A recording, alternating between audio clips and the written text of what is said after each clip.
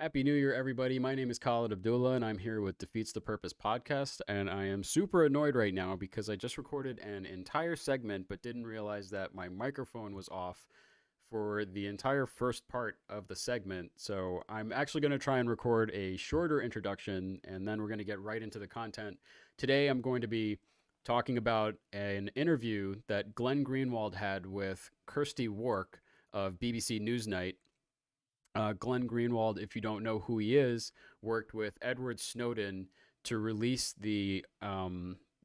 information to the public, basically to the entire world, that the United States government was spying on its own people via the NSA through a mass surveillance program. And one of the mottos of the NSA, by the way, is to capture all of the data. Make sure you capture all of the data.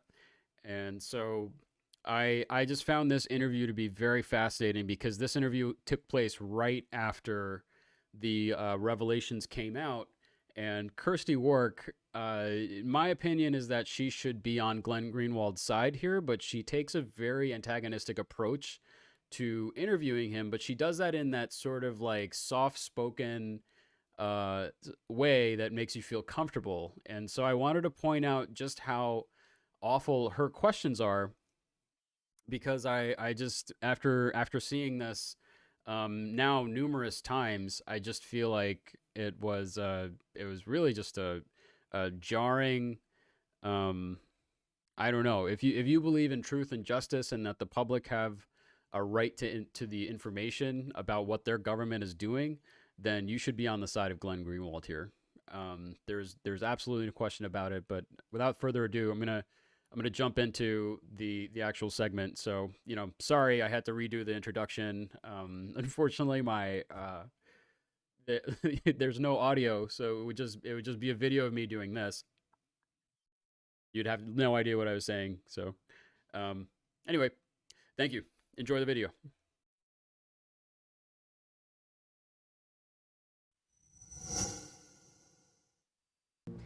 Gordon Carrera. Well, Glenn Greenwald is the journalist responsible for releasing the information leaked by Edward Snowden. He joins us from Rio. Good evening, Glenn Greenwald. First of all, why should you be the arbiter about what is in the public interest and what is vital to national security? I'm not the arbiter of that. I work with a huge number of Guardian editors and some of the most experienced national security journalists in the world. And journalism, which is designed to serve as a check on those in power, is about shining light on what those people who are in power are doing that they try and hide from the public. And those are the judgments that all journalism requires every single day. Just right off the bat, you can already tell that Glenn Greenwald, he's already primed to kind of explain to this person exactly what is going on, because right from the beginning, she asked a very bizarre question. So I kind of want to go back to it. Releasing the information leaked by Edward Snowden. He joins us from Rio. Good evening, Glenn Greenwald. First of all, why should you be the arbiter about what is in the public interest and what is vital to national security? So she asked him, why should you be the arbiter of what is vital to the interests of national security? Paraphrasing. And it's crazy to me that you have to even ask that question. Why are you pinning it on Glenn Greenwald? If any journalist got this information, I would expect them to do their due diligence and release exactly the information that would be most vital to national interest. That's why it's called a national interest. It's for the interest of the people, not the government. And you'll see why I'm like hoity-toity about it. Or I don't know if that's an expression that people understand. If you can see why I'm uptight about it, and you'll see that later on in the interview. Kind of get back to where it was. Are doing that they try and hide from the public, and those are the judgments that all journalism requires every single day. 58,000 British documents, we know, at least as many, presumably, from the NSA. You heard perhaps David Oman there, from the former GCHQ chief, saying, not even Philby, Burgess and McLean had such an impact as this, and this is a car crash coming. Well, this idea that there's 58,000 documents just because the UK government said it, I would hope that we've learned the lesson after the Iraq War that government claims are not tantamount to the truth. But I think the broader point is that it isn't how many documents The Guardian or other newspapers around the world possess. The question is, what is it that they're doing with those documents? And in every single article that we've published and in every single article that we will publish, we have very carefully gone over every single line of every single document, and not one line, not one comma of what we published could even plausibly be said to damage national security. It's all about informing people in democracies of what their governments are doing. But what you So it's incredible that I really think this needs to be repeated over and over and over again to people, is that government claims are not tantamount to truth. What he says here is such an important lesson that I think that so many people need to understand, is that government claims, when they come out with something, the first thing that you need to do is be like, okay, I hear what you're saying, but now I need to make sure that every one of your ducks are in a row. And people really need to do their due diligence. And that doesn't just mean reading articles or watching the news or, I mean, it does, but what I mean is, like, you really need to compare information, and then you need to come up with kind of your best idea of what's happening on your own. You can listen to experts. You should listen to experts as much as possible, but at the same time, you should also be doing independent research, because as we know now, governments like to suppress information. And this isn't like weird or information that should come as a surprise to anybody, but everybody should just be set with that expectation that they're going to have to challenge information. Always. They should always be ready to challenge information, because why would you accept things that people tell you without challenging it first? You have to come to a consensus on your own. If you don't, then you're going to get manipulated. You're eventually going to get manipulated by somebody that you trust, or that well, yeah. you have shown is it where the huge metadata connections. Now, those connections are often made to track would-be terrorists. As a very result of those being known to people all over the world, terrorists, would-be terrorists, change their tactics. So it is very possible that you actually, by your actions, make it easier for terrorists to understand how to evade all the checks that are made on them online.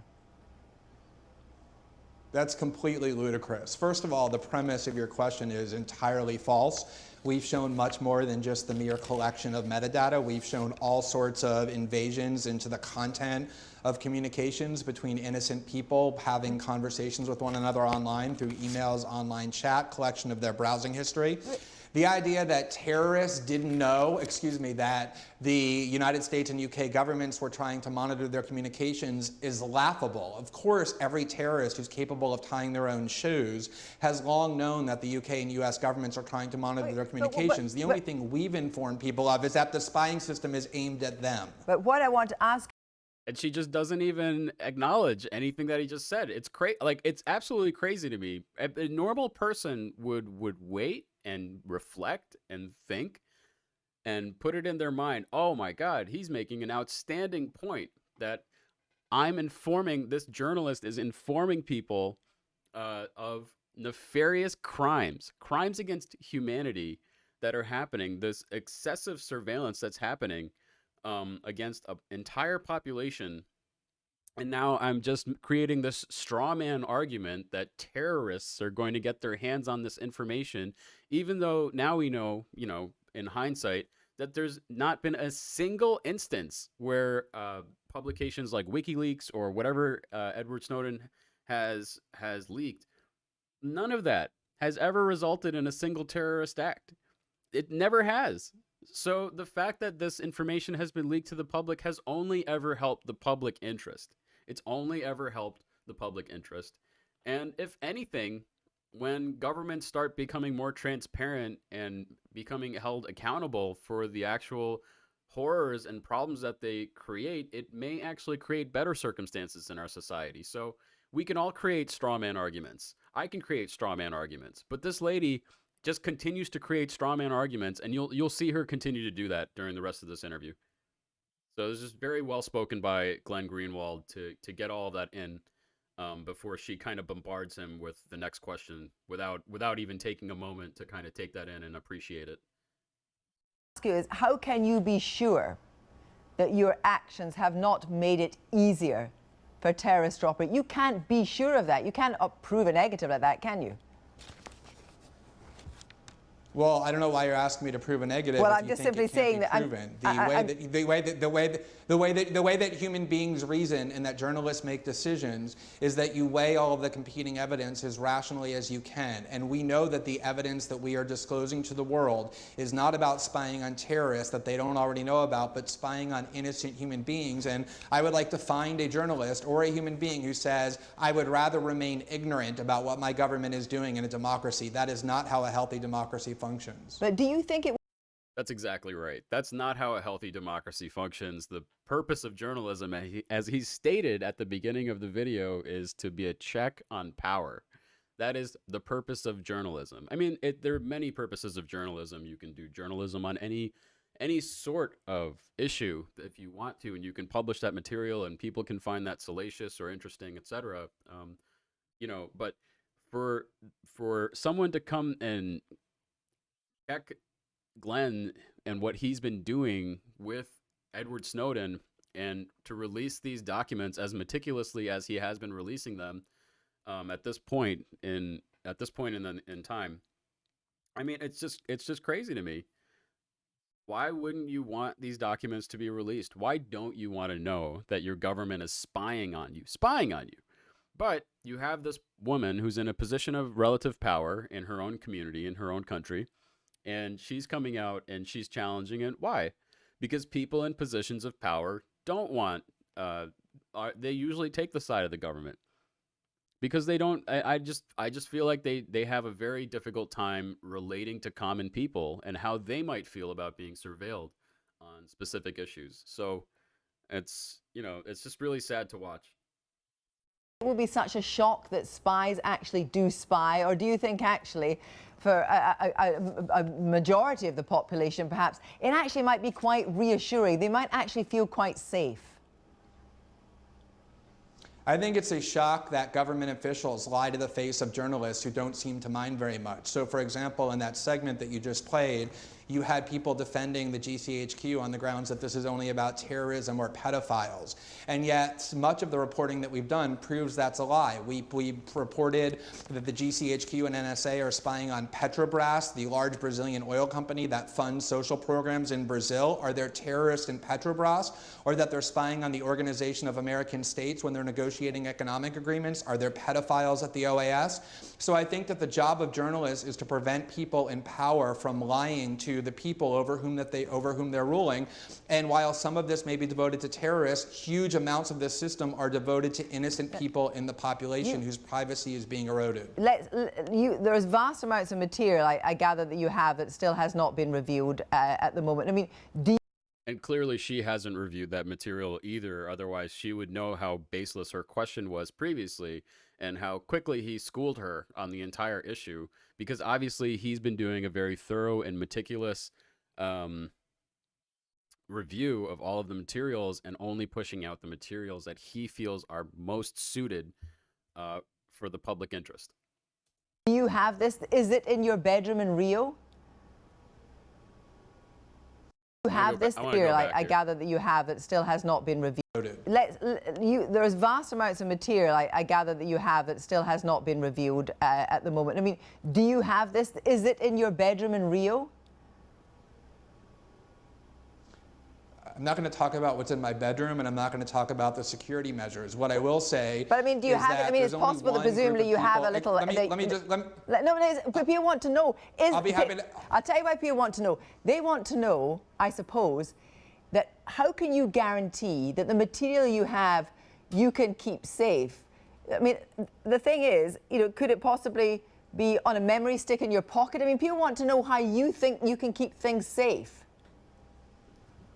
Well, I'll be happy to answer that. That was what I was about to tell you when you interrupted. There's only one group of people who has lost control of huge amounts of what they claim are important documents, and those people are called the GCHQ and the NSA. The GCHQ took documents that they claim are so very sensitive and put them onto a system at the NSA that tens of thousands of people have access to. We at The Guardian have protected all of our data with extremely advanced methods of encryption, and our documents have remained completely secure. We have not lost control of any of our material. That remains entirely secure.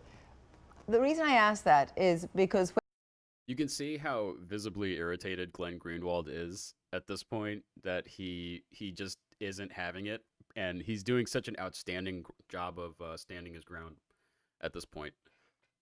And by the way, great point.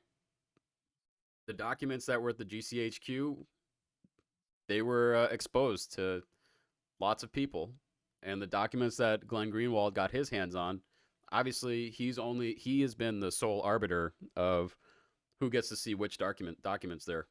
So when your partner and, as it were, I suppose, collaborator David Miranda was apprehended, in the evidence, it said that actually what he was doing, he was carrying around password material written a piece of paper beside the encrypted files. To a lot of people, that is not very worrying about how careful you are about security.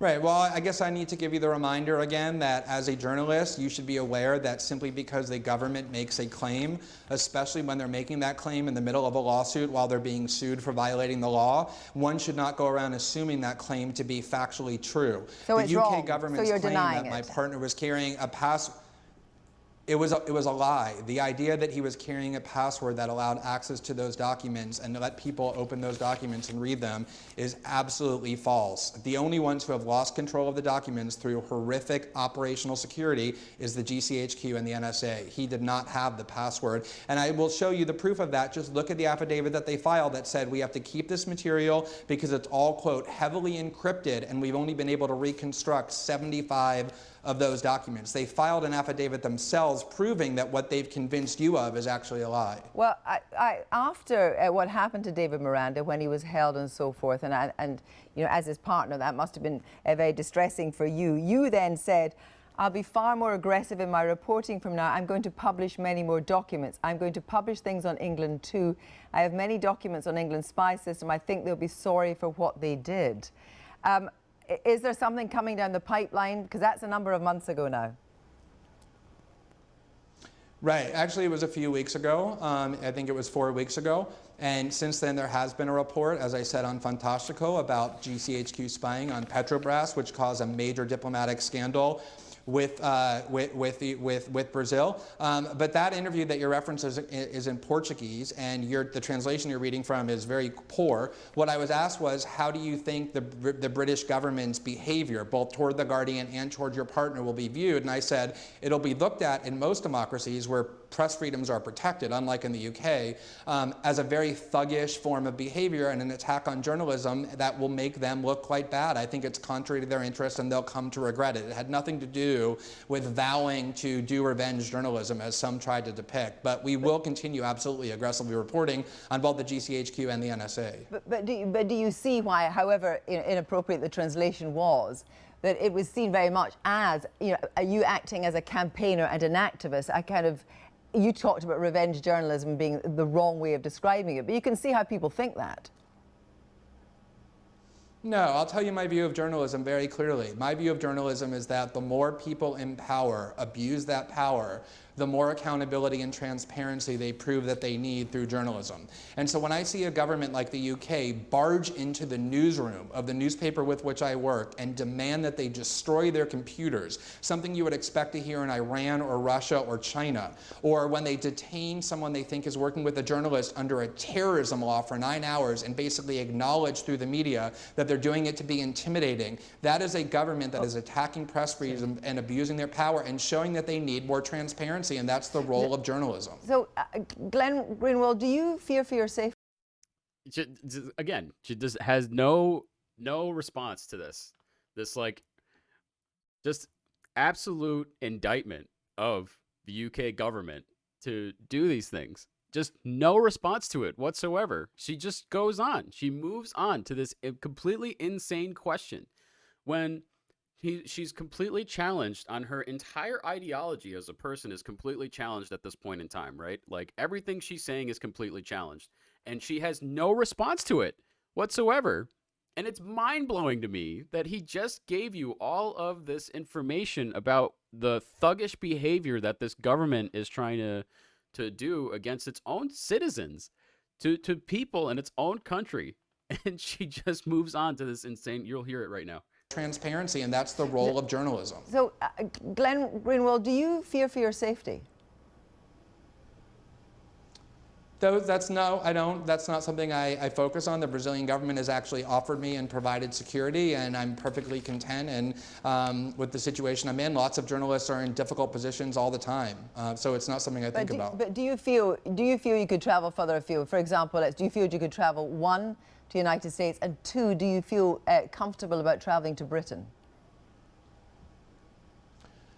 Well, I am going to return to the United States as soon as I decide that it makes sense to do so, because unlike in the UK, there's actually a constitutional guarantee of a free press. And I think lots of even former... At that point, I would have just stopped the interview, personally. Former Obama Justice Department officials have said it's unthinkable that the Obama administration would prosecute the journalists in this case. The UK is a different story, because that government has proven that they are willing to very thuggishly run roughshod over press freedoms. They're threatening criminal investigations. They detained my partner under a terrorism law. They forced The Guardian to destroy their laptops. So I am much more cautious about traveling to the UK, although not being able to visit the UK is not really something I regard as a particularly grave punishment. Are you still in touch with Edward Snowden? Sure, he's my source and somebody I care about, and I speak with him regularly.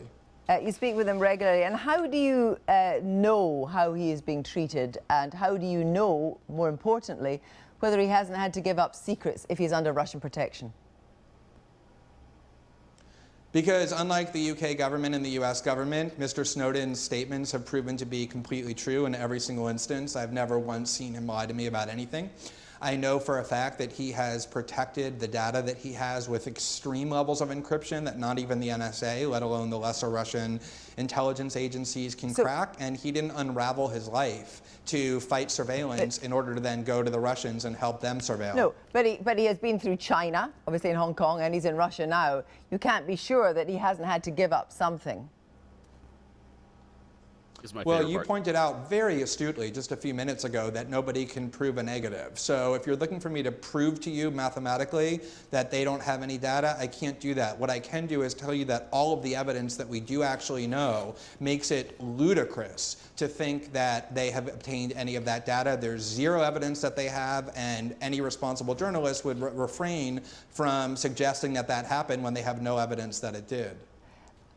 I feel like a lot of news anchors, when they get to this position, they do get into this form of journalism that's sort of like gotcha journalism. I'm not saying she shouldn't ask these types of questions, but she should know better that he just indicated to her previously that you can't prove a negative. Rather, she said that, and then and now he's saying, like, you just pointed that out earlier, that you can't prove a negative. So why are you asking me another question where you're trying to get me to prove a negative? This isn't technology where it's easier in many cases to prove a negative. This is the real world where there's a lot of moving parts at all times, and we can only prove exactly what we know. And it's just a very bizarre, I don't know, I don't like it.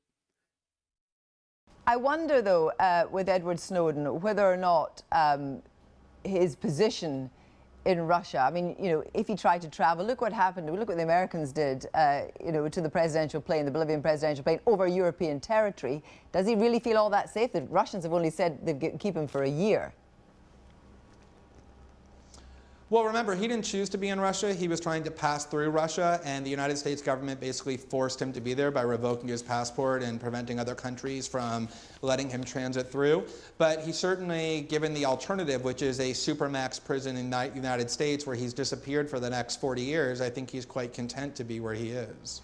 It's interesting, because this is, in some ways, the elements of a spy film, because when you first met him, I understand that, how did you identify him when you first met him?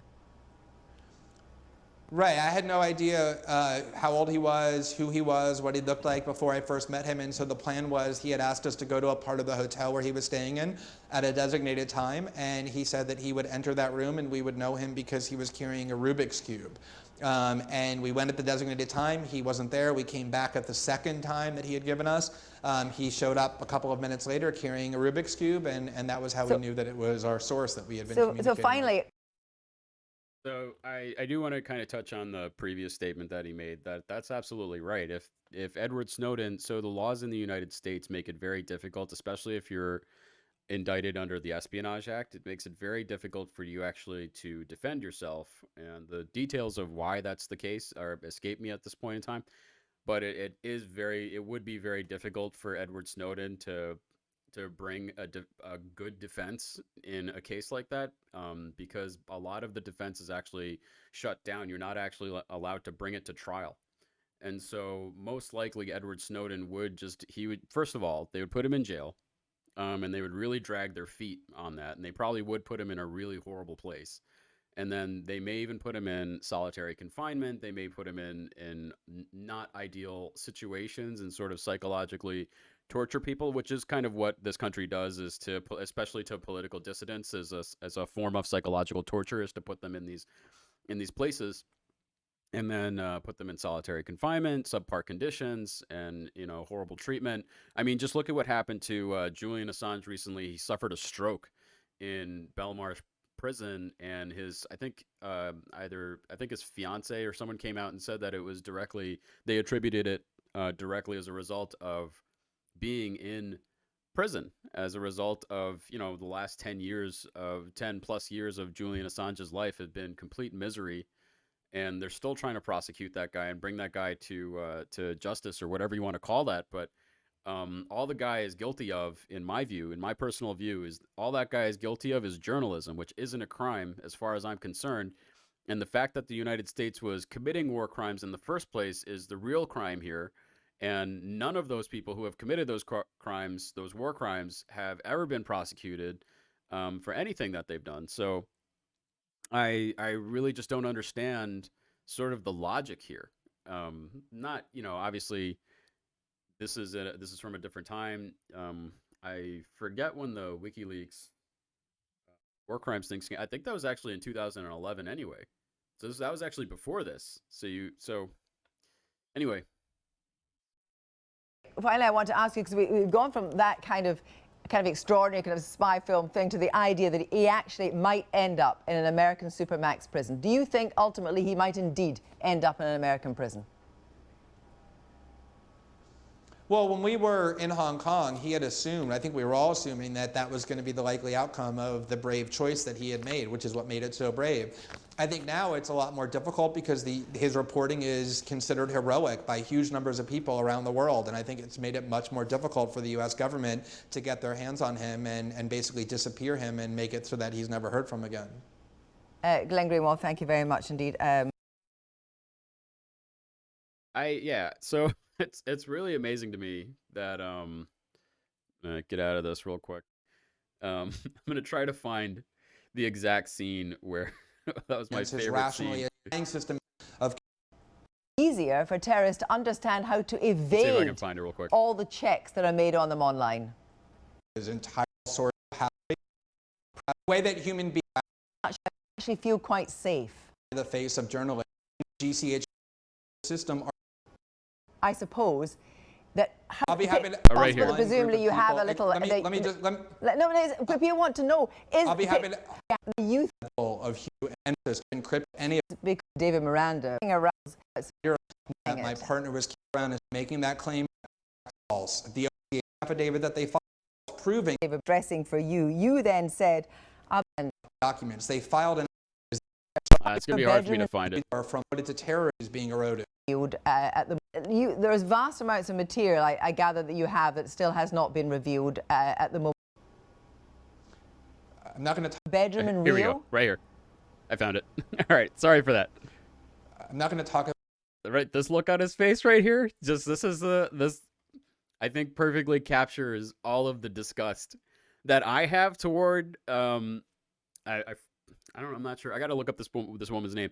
All of the disgust that I have for them right now, based on the crazy round of questioning that they had for Glenn Greenwald, and also just look at Glenn Greenwald's face. It's freaking hilarious. I mean, that is exactly the face that you should make When someone asks you such a ridiculous question, what's in your bedroom? This is a professional interview. We're talking about really serious, sensitive materials right now. And now you're going to try and get someone to spill the beans about where the materials are? What kind of journalist are you? Do you have no integrity? You have no integrity whatsoever. Whatsoever to ask a question like that. I mean, thankfully, Glenn is smart enough not to answer a question like that, because why would you? What kind of person would ever answer a question like that? But at the same time, how dare you? How dare you? All right, well, I'm done. Again, I'm gonna sign off. So yeah, this is a different outro than what I had originally planned on doing, which was attached to the original single take of the video, but I have to redo it. But effectively, what I wanted to talk about is just sort of the framing of Kirsty work here and how fascinating it is to me that she just was never in support of Glenn Greenwald throughout that entire interview, never paid him a compliment, never endorsed anything that he had done, instead criticized him very harshly on things and even quoted lies put out by the government. What Glenn Greenwald had claimed were lies put out by the government, and he did such an outstanding job of defending his position and kind of shutting that sort of discourse down. And she kept coming back at him every with the same line of questioning over and over again, and I found that to be completely disingenuous.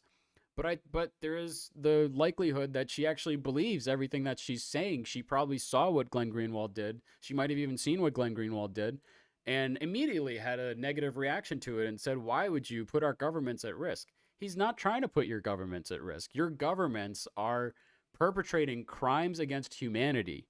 That's what he's trying to point out.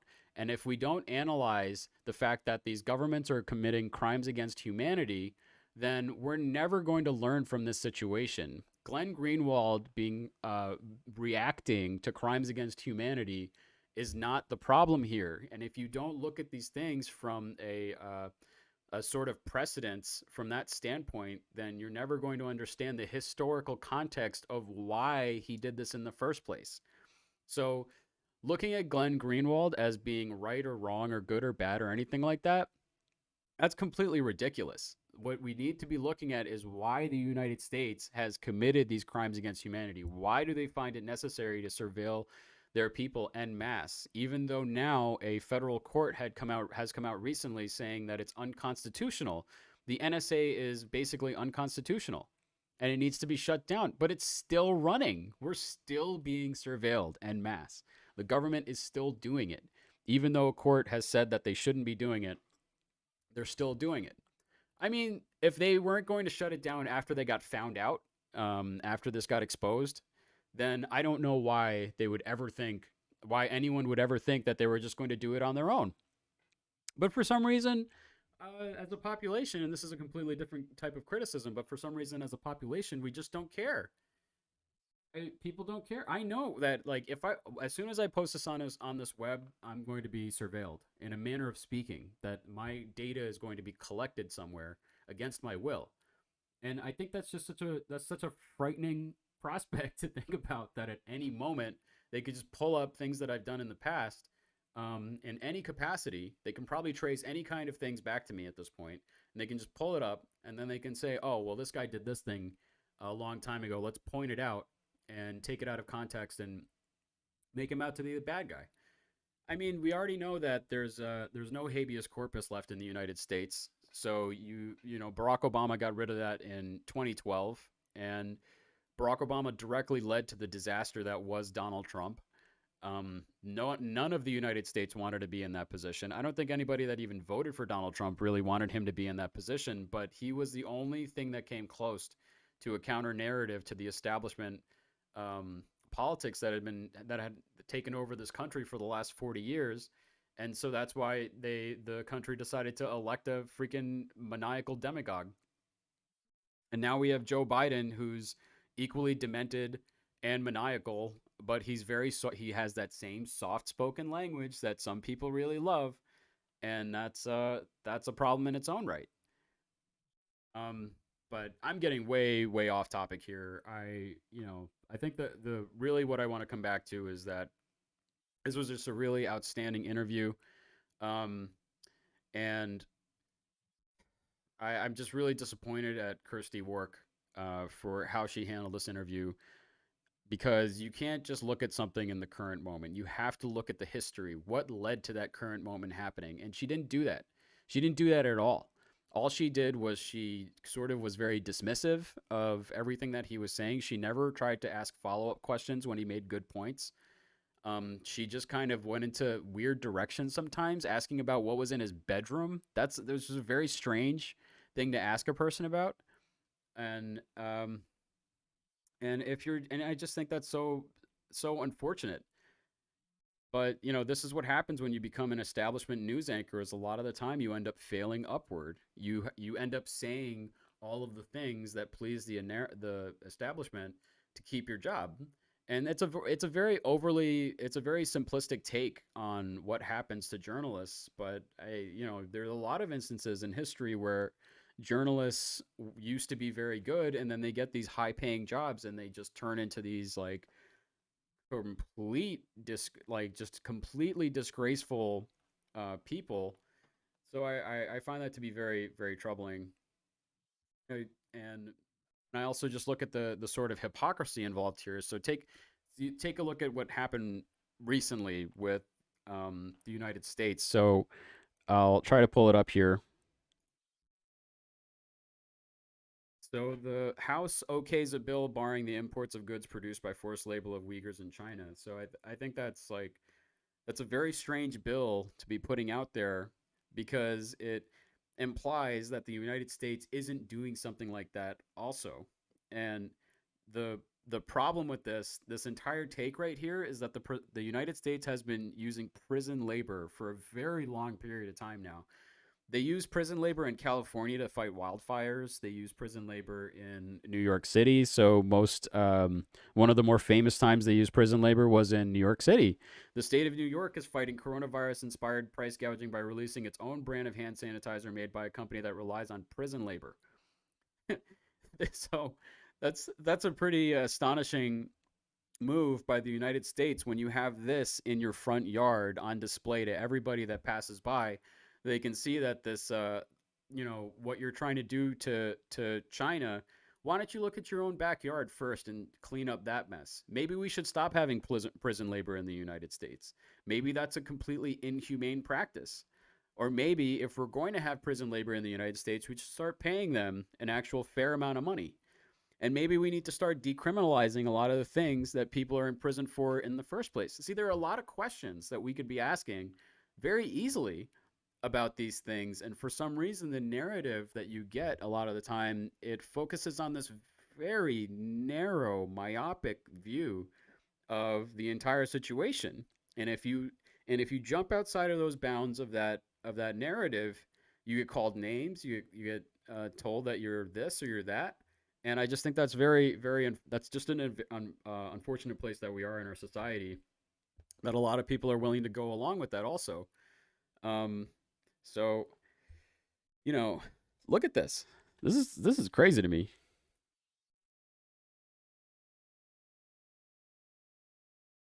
Like, look at this, like, insanity. Look at that. Look at how proud of this he is. And these two people sitting next to him, I don't even know who they are. Looks like Howard Zucker, and I'm not sure who the woman is, but these three people are just sitting there very proudly holding up hand sanitizer. What is that doing? And in this same breath, Andrew Cuomo, what he isn't telling you is that he's cutting medical funding for hospitals in New York at the beginning of as the pandemic was starting. He was cutting hospital funding for New York City at the beginning of the pandemic. And then on top of that, he allowed like 10,000 old people to die in their nursing homes instead of doing anything about it. He just let them die. Oh, but here's some fucking hand sanitizer. Have fun. So, pardon my language, but it's just unfortunate that this is what counts as discourse in our society today. I don't know what else to say at this point, but listen, thank you so much for watching this video. This one was kind of a mess, and honestly, I was probably all over the place for the outro, but I really appreciate it, and I'm gonna try and start uploading more videos going forward. Thank you very much, and I hope you guys like and subscribe. You guys take care.